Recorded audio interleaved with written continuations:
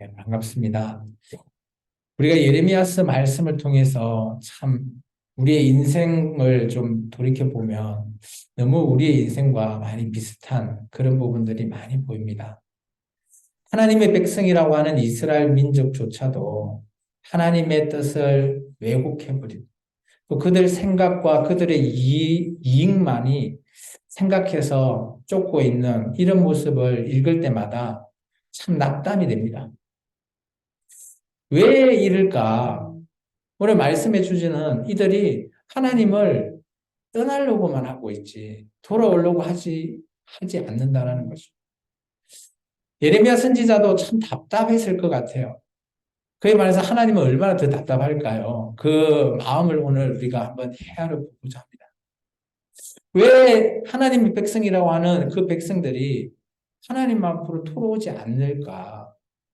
우리는 그 이유와 원인을 찾아봐야 됩니다. 지금 우리가 이렇게 교회에 나와, 생명나무 교회에 나와 예배하는 여러분에게 저는 참 감사합니다. 여러분의 믿음으로 지금 나와서 하나님을 경외하시기 때문이죠. 그런데 우리가 이런 매주간의 예배가 습관이 된다라는 것, 루틴이 된다라는 것, 물론 습관과 루틴이 되면 참 그것도 우리 몸에 익숙해지니까 나쁘지는 않다라고 봅니다. 그런데 우리가 하나님을 믿는다는 것에 있어서는 습관과 루틴보다 더 중요한 것이 있다는 거예요.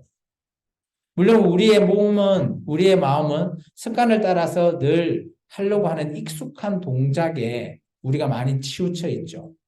그런데 그 안에서 정말 중요한 핵심적인 코어, 하나님을 경외하는 마음이 빼버려진다면 예수님 시대의 바리새인 같이 또 사두개인 같은 그런 존재가 될 겁니다.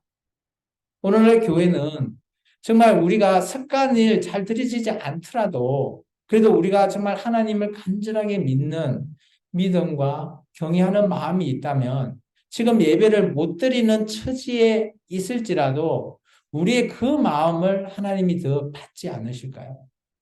우리가 여기 드리고 있는 여러분은 마땅히 칭찬받을 만하지요. 그런데 여러분이 늘 매주 돌아오는 말씀을 보다 보면 특히 우리가 예레미야서를 통해서 보다 보면 하나님의 백성이 계속 하나님의 마음과 어긋나 버리고 하나님의 뜻대로 쫓으려고 하지도 않고 엉뚱한 방향으로 가는 그런 모습을 보고 여러분은 무엇이 생각되십니까? 저는 좀 처음에는 안타까움, 서글픔 이런 것이 생각되다가 때로는 정말 하나님처럼 화가 나기도 하고요. 말씀을 읽을 때마다 분노가 솟구칩니다. 왜 뻔히 보이는데 왜 불 속으로 달려가나 이거죠. 정말 구원받을 수 있는 길이 있는데 왜 전혀 엉뚱한 길로 가냐는 거죠. 왜 그럴까? 오늘 예레미야 8장을 통해서 우리는 그 원인을 살펴볼 수 있을 거라고 저는 생각되었습니다. 우리가 좀 전에 읽었던 1절에서 3절의 말씀을 한번 봐보시면 놀라운 하나님의 메시지가 담겨 있습니다. 어떻게 보면 하나님께서 그죠? 너 잘 믿는 우상에게 한번 손 내밀어 봐라라는 겁니다. 어떻게 보면 하나님이 좀 화가 나셨을까요? 1절의 말씀을 보시면 하나님의 말씀하셨는데요. 유다의 왕, 그죠? 그 당시의 지도자들, 제사장들, 선지자들, 그 당시 예루살렘 모든 주민들, 그들이 죽었어요. 죽고 나면 뼈가 있을 거 아닙니까? 그 뼈를 다 밖으로 끄집어내랍니다. 2절에 봐보시면 그렇게 끄집어냈을 때 너희를 구원해 줄 만한 너희 신들 2절에 보시면 해와 너희가 경배하던 해와 달과 하늘의 묵별 아래 너희 뼈가 펼쳐져 있는데 그들을 한번 의지해봐라. 그들이 너희한테 어떻게 해줄 수 있겠냐? 라는 거죠. 어떻게 보면 하나님께서 좀 화가 나신 그런 뉘앙스적인 문장이지 않겠나 저는 그렇게 좀 해석해 봤습니다. 그러면서 3절에 보면 하나님이 이렇게 얘기합니다. 이 악한 하나님의 백성인데 악한 민족이랍니다. 그리고 남아있는 자. 그들은 뭐요? 사는 것보다 죽는 것을 원하리라. 우리 이런 얘기 있죠. 우리의 삶 속에 참 힘들 때 난 차라리 죽고 싶다. 직장을 다니면서 스트레스 받고 직장 상사한테 갑질당하고 나 차라리 이게 사는 것보다 차라리 죽는 게 낫다. 마치 그런 듯한 뉘앙스가 담겨져 있습니다. 왜 그럴까요? 그리고 저는 1절 말씀을 봤을 때 이것을 떠오르는 인물이 있더라고요, 저는. 제가 이제 우리 역사 속에서도 보면 무덤을 파헤쳐서 그죠? 뼈를 갖다가 이렇게 뭐 다시 시체를 뺀다라는 그런 뜻의 부관참시라고 하는 한자 성어가 있습니다. 부관참시. 저는 이 1절 얘기를 읽었을 때 딱 떠오르는 인물이 있었어요. 우리나라 조선시대에 한명회라고 아시나요? 그 사람은 어때요? 좋은 사람입니까? 안 좋은 사람입니까? 평가를 했을 때 좋지 않는 사람이에요. 그 사람이 나중에 죽고 나서도 그 사람 무덤을 파헤치고 막 뼈를 베어버리는 그런 뭐 우리 드라마나 이런 역사적인 영화 있지 않나요? 저는 그 장면이 떠오르더라고요. 근데 그걸 살펴보니까 이렇게 부관 참시되었던 사람들이 우리나라뿐만 아니라 놀랍게 뭐, 이 서양에서도 있더라고요. 뭐 우리나라에 보면 물론 한명회도 있고 또 잘 생각해 보면 우리 유관순 열사도 지금 그 뼈가 어디 있는지 알 수 없잖아요. 일본에 의해서 어떻게 부관 참시되었다라고 볼 수 있고요. 또 서양에 보면 프랑스 혁명 당시 그 당시 집권하고 있던 앙리 4세가 또 이렇게 부관 참시가 되었고요. 성경적으로 보면 존 위클리프라고 하는 종교 개혁자가 있습니다. 마르틴 루트보다 좀 먼저 등장했던 인물이죠. 이 사람은 그 당시 화채설을 비판했어요. 우리가 이제 성찬하잖아요.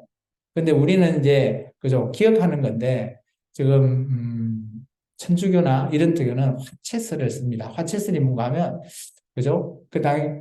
이 빵과 포도주를 다룰 때 빵이 예수님의 살이 되고 포도주가 예수님의 피가 된다. 이런 것으로 이렇게 믿는 거거든요. 그것은 잘못된 거다. 라는 것을 주장하다가 이 사람이 뭐 나중에 부감 참시돼서 뭐 뼈가 화형 당해버리는 그런 상황까지도 있더라고요. 그런 걸 보면 근데 이분 이후에 말틴 루트나 쯔빙글리 뭐 우리가 잘 아시는 그런 종교 개혁자가 성장하게 된 계기가 되기도 했습니다. 이런 걸 보면 물론 뭐 좋은 사람이 당할 수도 있고 뭐 평판이 좀 안 좋은 사람도 이런 부관 참시를 당할 수 있는데 오늘 말씀을 보면 이 당시 왕은 누굽니까? 우리가 지난주 말씀과 이어가면 여호야김 왕입니다. 여호야김 왕 때의 모든 지도자 백성들이 이렇게 될 것이라는 겁니다. 그러면서 하나님께서 이런 메시지를 하십니다. 우리 4절에서부터 7절까지 한번 읽을까요? 너는 또 그들에게 말하기를 여호와의 말씀에 사람이 엎드러지면 어찌 일어나지 아니하겠으며 사람이 떠나갔으면 어찌 돌아오지 아니하겠느냐. 이 예루살렘 백성이 항상 나를 떠나 물러가면 어찌하리냐. 그들이 그 짓을 고집하고 돌아오기를 거절하도다. 내가 귀를 기울여 들은즉 그들이 성질을 말하지 아니하며 그들의 악을 뉘우쳐서 내가 행한 것이 무엇이고 말하는 자가 없고 전쟁터로 향하여 달리는 말같이 각각 그 길로 행하도다. 공중의 학은 그 정한 시기를 알고 산비둘기와 제비와 두루미는 그들이 올 때를 지키거늘 내 백성은 여호와의 규례를 알지 못하도다. 아멘. 여기 보시면 히브리어로 돌아온다 라는 뜻의 슈버라고 하는 뜻이 있습니다. 이건 돌아오다, 회복하다라는 뜻이에요. 줄을 좀 끊으면 좋겠습니다. 슈버라고 하는 단어가 우리 성경은 번역을 해서 좀 다른 뜻으로 쓰여져 있는 게 있거든요. 4절에 보면 떠나갔으면 있죠. 사람이 떠나갔으면 줄을 끄시고요. 그리고 돌아오지 아니하다 돌아오지에 줄을 끊으십시오. 5절에 물러감 여기 줄을 끄시고요. 돌아오기를 줄을 끄시고요. 6절에 각각 그 길로 있죠. 길로 거기 줄을 그어 놓으십시오. 이 단어들의 원어가 다 슈브입니다.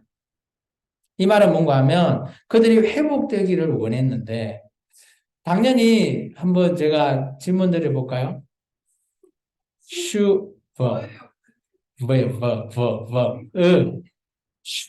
어가 아니고 어입니다. 슈버. 제가 발음이 좀 안 좋은 거 양해합니다. 부탁합니다. 어쨌든 간에 한번 생각해 보십시오. 사람이 집을 나가면 돌아올 때가 있죠. 가출을 하면 못 돌아올 수도 있겠지만 그래도 집으로 돌아오잖아요. 그죠?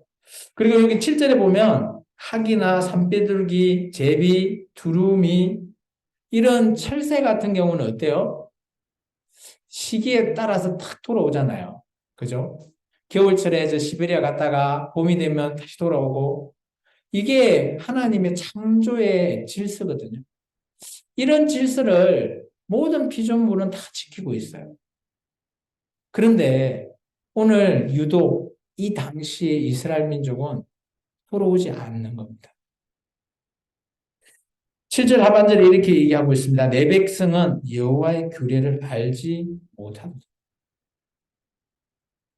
이들이 정말 하나님의 규례를 알지 못할까요? 아니요. 조금 이따가 읽을 건데 8절 이후부터 보면 이들은 여호와의 규례를 알긴 합니다. 아는데 왜 돌아가지 못할까?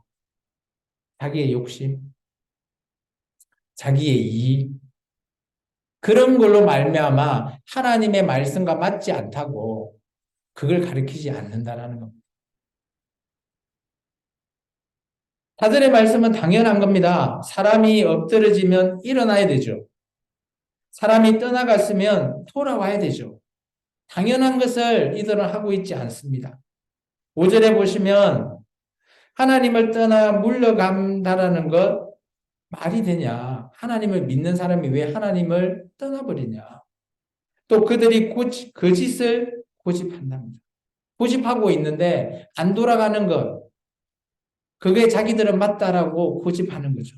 하나님 입장에서는 거짓입니다. 6절에 보시면 하나님의 귀를 기울여 들은 적 그들이 정직을 말하지 않는데요. 하나님 입장에서 봤을 때. 근데 그들 입장에서는 정직한 겁니다. 그리고 보시면 그들의 악을 뉘우쳐서 내가 행한 것이 무엇인고 말하는 자가 있다 없다? 없다는 거예요. 오늘 예레미야가 여러분 잘못하고 있습니다. 회개하십시오. 돌아오십시오. 라고 하는데 이 정직한 말을 그들은 어떻게 한다고요? 말하는 자가 없대요. 예레미야가 말하지 않았습니까? 라고 말할 수 있는데요. 예레미야가 말했을 때 뭐라고 했죠? 길을 막아버리고요. 지난주 말씀에 들으려고도 하지 않는 그리고 그들은 왜곡된 신앙을 지키고 있잖아요. 왜곡된 생각을 가지고 있고 그러다 보니까 하나님이 평가할 때 이런 말을 들으려고 하는 자가 하나도 없다라는 원인을 살펴봤더니 8절부터 12절입니다. 너희가 어찌 우리는 지혜가 있고 우리에게는 여호와의 율법이 있다 말하겠느냐. 함부로 섬기가는 거짓의 무시 거짓되게 하였나니 지혜롭다 하는 자들은 부끄러움을 당하며 두려워 떨다가 잡히리라. 보라 그들이 여호와의 말을 버렸으니 그들에게 무슨 지혜가 있으랴. 그러므로 내가 그들의 아내를 타인에게 주겠고 그들의 밭을 그 차지할 자들에게 주리니 그들은 가장 작은 자로부터 큰 자까지 다 욕심내며 선지자로부터 제사장까지 다 거짓을 행하리라. 그들이 딸 내 백성의 상처를 가볍게 여기면서 말하기를 평강하다 하나 평강이 없도다. 그들이 가증한 일을 행할 때 부끄러워하였느냐 아니라 조금 더 부끄러워하지 않을 뿐 아니라 얼굴도 붉어지지 아니하였느니라. 그러므로 그들이 엎드러질 자와 함께 엎드러질 것이라. 내가 그들을 벌할 때 그들이 거꾸러지리라. 여호와의 말씀이리라. 아멘. 8절에서 12절까지 보면 종교 지도자의 문제입니다. 종교 지도자가 잘못 전하고 있는 거죠. 줄을 한번 끊으면 좋겠습니다. 8절에 보시면 서기관의 거짓의 붓 10절에 보시면 가장 작은 자로부터 큰 자까지 다 욕심을 내며 그리고 그 밑에 다 거짓을 행함.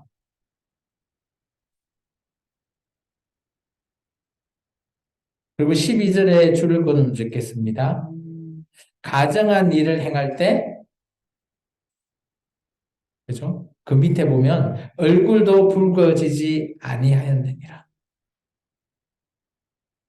이게 뭔 말일까요? 제가 좀 전에 줄을 끄라고 하는 키워드가 뭔 말일까요? 요즘 같으면, 그죠? 교회에서 참 안타까운데 목사들이 정말 잘못된 얘기를 하고 있는데 이것이 평강하다라고 합니다. 저는 이 말을 봤을 때 참 저 자신을 계속 좀 돌이켜 볼 필요가 있다라고 저는 계속 생각했어요. 만약 제가 여러분에게 잘못된 말씀을 가르친다? 이렇게 될 수 있다라고 봅니다. 물론 저의 영향력은 크지 않겠지만, 그렇지만 제가 뭐 엄청 우리나라에서 큰 영향력을 가지고 있는 사람이다라고 한다면, 잘못된 말씀을 전했다? 거짓말인데, 그게 옳은 말로 전한다면, 대다수 국민들은 어떨까요? 그 말씀을 정말 진실하다, 정직하다라고 받아들이지 않을까요? 근데 이 이면에 보면 놀라운 거는 8절에 보면 서기관이라고 하는 존재를 썼습니다. 서기관은 하나님의 말씀을 기록하는 사람이에요. 그러면 말 그대로 종교 지도자죠. 목회자입니다. 목회자가 그들이 쓰는 붓이 거짓이랍니다. 그들은 이렇게 얘기합니다. 평강하다, 평강하다 하나 평강이 없대요. 거짓 평강을 외치는 거죠. 주일날 설교할 때 목회자가 평강합니다. 다쳐서 그저 피가 질질 흐르는데 괜찮습니다. 조금 참으면 나을 거예요. 하나님이 도와주실 겁니다. 상처가 썩어지는데도 그런 얘기를 한단 말입니다. 그게 과연 평강일까요? 지금 8절에부터 12절은 뭐 여러분보다는 제가 좀 더 경종의 메시지, 경고의 메시지라고 제 같은 사람이 좀 받아들여야 되는 거죠. 제가 뭐 정치 얘기는 잘 안 하는데요. 요즘 우리나라 정치를 좀 보면, 그죠?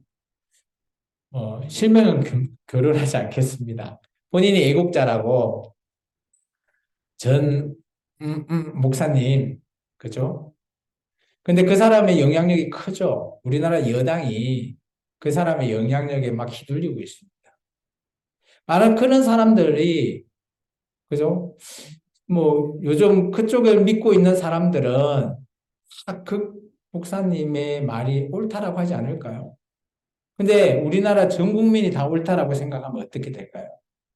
마치 예레미야 8장과 별 차이 없다라고 봅니다.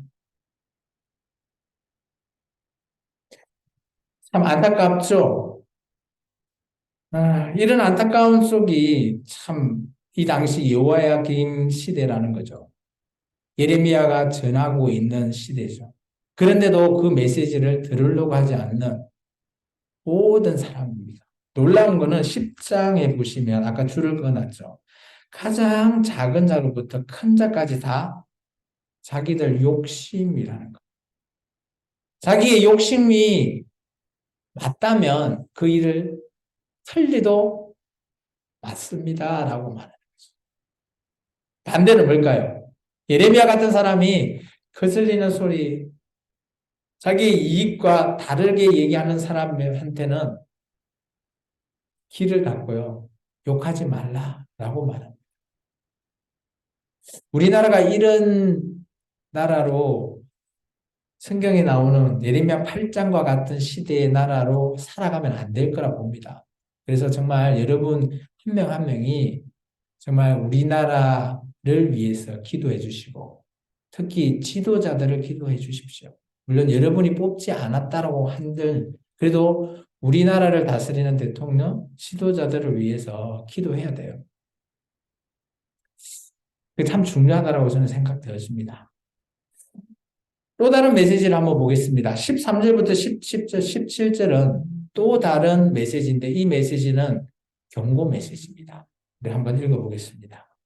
여호와의 말씀이니라 내가 그들을 침멸하리니 포도나무에 포도가 없을 것이며 무화과 나무에 무화과가 없을 것이며 그 잎사귀가 마를 것이라 내가 그들에게 준 것이 없어지리라 하셨나니 우리가 어찌 가만히 앉았으랴 몰리지어다 우리가 견고한 성읍들로 들어가서 거기에서 멸망하자 우리가 여호와께 통제하였으므로 우리 하나님 여호와께서 우리를 멸하시며 우리에게 독한 물을 마시게 하심이니라 우리가 평강을 바라는 좋은 것이 없으며 돌침을 입을 때를 바라나 놀라운 뿐이로다. 그 말을 부르짖으니 땅에서부터 들리고 그 준마들이 우는 소리에 온 땅이 진동하며 그들이 이르러 이 땅과 그 소유와 성읍과 그 중에 주민을 삼켰도다. 여호와의 말씀이니라 내가 술법으로도 제어할 수 없는 쟁과 목사를 너희 가운데 보내리니 그것들이 너희를 물리라 하시도다. 아멘. 13절부터 17절은 다가오는 위기를 경고하는 메시지죠. 우리 16절 보시면 단에서부터 들리는 준마의 우는 소리, 군대입니다, 군대. 이건 바로 이 당시 바벨론 군대를 얘기하는 거죠. 이제 바벨론 군대에 임박하자, 물론 여호야김 시대라면 아직도 좀 더 시기적으로, 그죠? 시드기야 왕까지 하면 거의 한 15년 이상은 걸리니까요. 나라가 멸망하기 전까지는. 그래도 이 위기의 메시지를 전하고 있죠. 하나님께서 얘기합니다. 이 땅에 포도나무, 무화과 나무의 열매가 다 없어질 거랍니다. 마치 하박국 선지자가 하박국 3장에 우리가 막 즐거워서 노래 부르는 그 안에 보면 아무것도 없는 그런 황폐한 예루살렘을 얘기하잖아요. 마치 이 때가 그때라는 것을 말하고 있죠. 그리고 이때 사람들이 14절에 보면 참 좀 엉뚱한 것 같아요. 이들이 하나님이 우리에게 벌을 주시는 거나 알고 있는데 이들이 하는 행위들이 참 좀 독특합니다. 14절에 보면 우리가 어찌거나 가만히 앉아서 죽겠냐. 우리가 견고한 성읍에 들어가서 거기 있다가도 그냥 멸망하자. 이 원어를 살펴보니까 그곳에 침묵을 지키자. 잠잠코 있자. 그러면 견고한 성읍에 왜 가 있을까요? 조금이라도 좀 더 살아보자. 그런 뉘앙스 아닐까요? 근데 이들은 왜 자기들이 죽을는지를 이유를 알고 있어요. 보시면 우리가 여호와께 범죄했기 때문이라는. 그래서 하나님이 우리를 멸하신다라는. 우리에게 독한 물을 마시게 하신다라는 것. 그리고 우리가 그죠? 평강을 바랬죠. 평강하다, 평강하다 외쳤지만 이것은 우리의 구원이 아니라는 거죠. 그러면서 하나님께서 이렇게 얘기합니다. 17절에 하나님께서 뱀과 독사를 너희 가운데 보내겠다. 그들이 너희를 물리라. 떠오르는 장면 없나요? 모세가 광야에서 그죠? 굴뱀을 보냈을 때 놋뱀을 만들어서 그 놋뱀을 보는 자, 예수님을 상징하죠. 사는 하나님께서는 이 백성을 완전히 소멸시키기를 원하지 않으세요. 하나님은 원하는 자를 찾으신다는 겁니다. 오늘 이 예레미야서의 예언대로 한다면 이스라엘 민족은 어떻게 해야 될까요? 한 명도 살아있으면 안 되죠. 근데 나중에 예레미야서 마지막에 가보면 바벨론 포로로 잡혀가는 사람이 5천 명 얘기하고 있습니다. 4,700명인가요?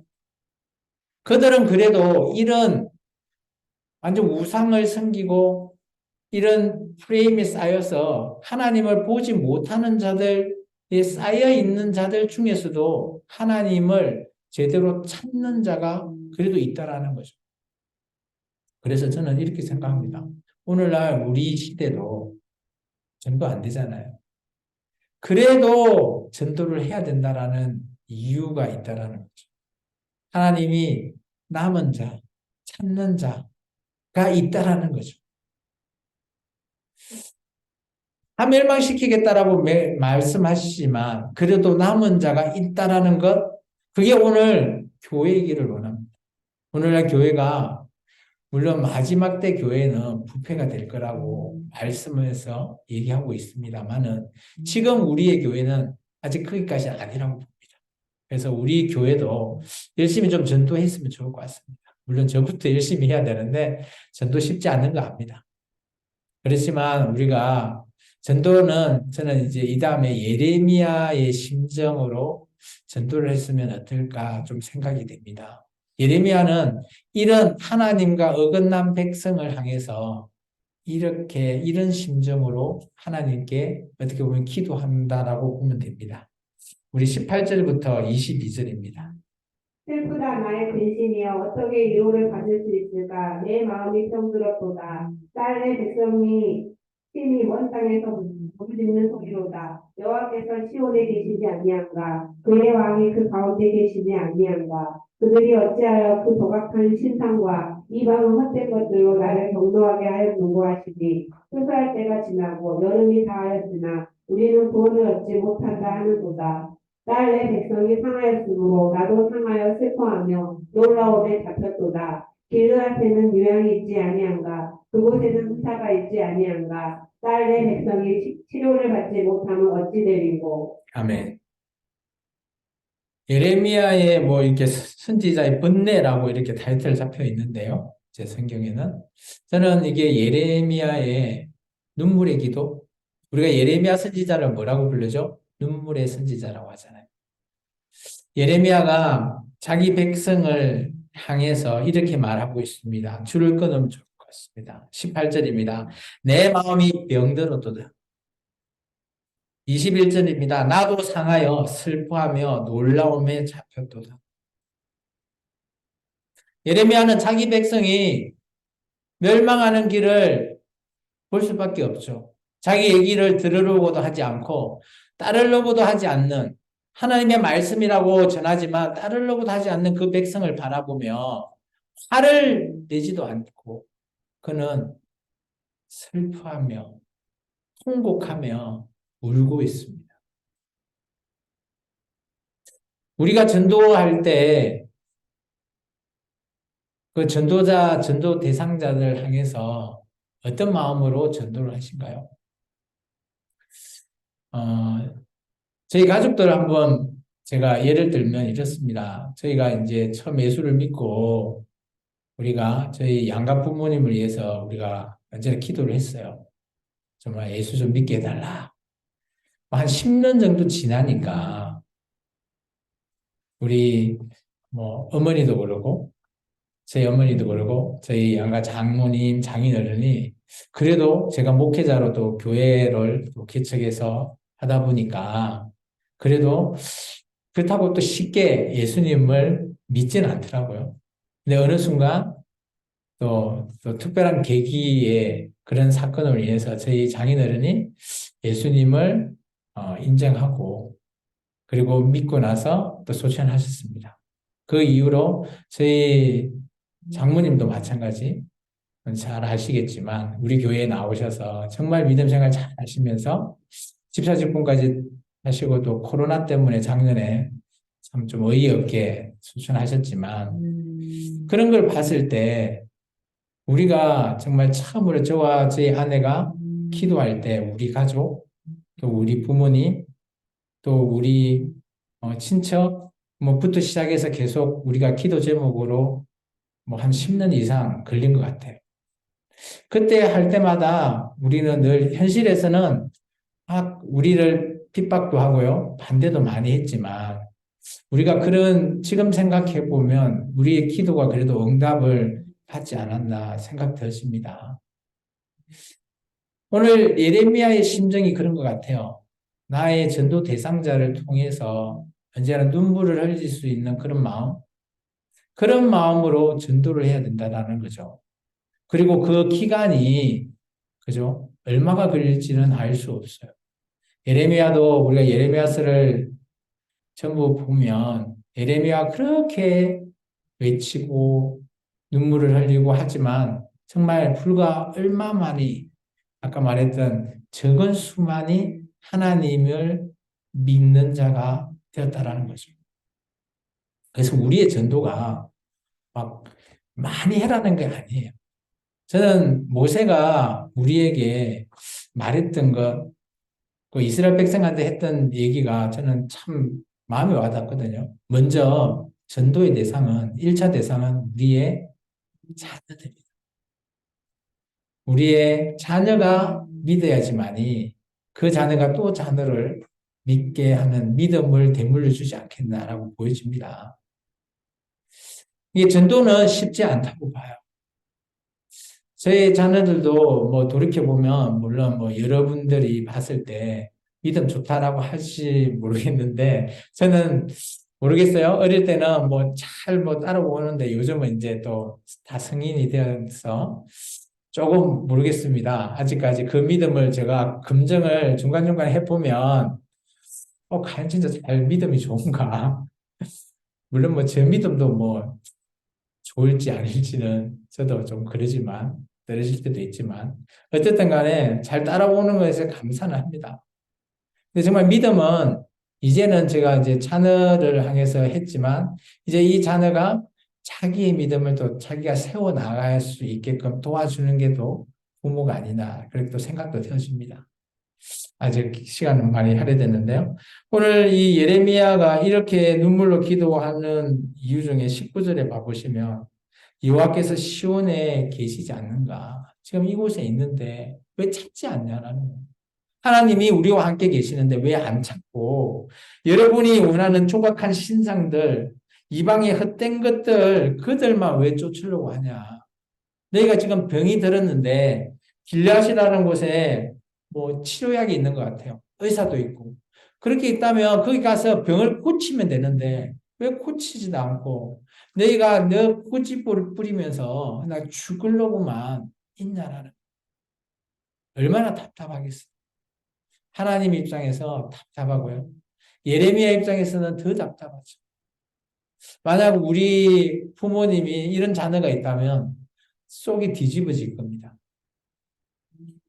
참 예레미야 8장도 제가 이 준비하면서 정말 많이 답답하다. 우리가 이렇게 되면 안 되는데 라고 생각을 많이 들었어요. 말씀을 좀 정리해 보겠습니다. 시간이 좀 많이 갔네요. 오늘의 결론은 저는 이렇게 한번 잡아봤습니다. 우리의 삶에 하나님께 나아가는 방해 요소가 있는지 한번 살펴보자는 거죠. 오늘 잘 생각해 보시면 이스라엘 민족은 하나님께 나가려고 하는 자들을 누가 방해했어요? 왕, 선지자, 제사장, 지도자, 이런 사람들이 어떻게 보면 방해한 거예요. 잘 못하고 있는데 잘하고 있다고 칭찬하잖아요. 그러기 방해 요소죠. 또 그들 선지자들이나 제사장들이 자기의 욕심, 이익을 위해서 평강하다라고 거짓말하고 있는 거예요. 그것을 백성이 깨달을 수 있겠나요? 쉽지 않다는 거죠. 오늘 교회에서 목회자인 저 같은 사람이 잘못된 내용을 통해서 전달하는 것이 여러분이 그게 맞다라고 생각되어져 버리면 여러분은 그것을 쉽게 바꿀 수 없을 거라고 봅니다. 목회자는 자신의 이익이 아니라 하나님을 정말 예레미야 같이 진솔하게 전하는 자가 되어야 된다라고 보여지죠. 그래서 저는 이제 물음을 한 4가지 물음을 한번 던져볼까 합니다. 첫 번째, 나의 욕심 이익을 위해 우리가 교회에 참석하는가? 두 번째, 목회자의 이익을 위해 목회자는 거짓 평강을 외치고 있는가? 세 번째, 하나님의 경고 메시지를 우리가 받은 적이 있는가? 만약 경고 메시지라고 우리가 깨달았을 때 우리가 정말 돌아갈 준비를 하고 있는가? 한번 생각해 봐야 되고요. 마지막 4번째, 우리가 예수님을 전하는 우리 전도의 사역에 그 대상자가 정말 믿지 않고 있는 그런 자들을 위해서 정말 예레미야처럼 눈물 흘리면서 전도한 적이 있는가? 한 4가지 정도 한번 제가 올려봤습니다. 물론 저도 잘하고 있는 건 아니지만 정말 예레미야 8장을 통해서 우리 생명나무 교회가 하나님의 뜻이 무엇인지를 한번 다시 살펴볼 수 있는 좋은 기회가 되기를 주 이름으로 축원합니다. 기도하겠습니다. 주님 감사합니다.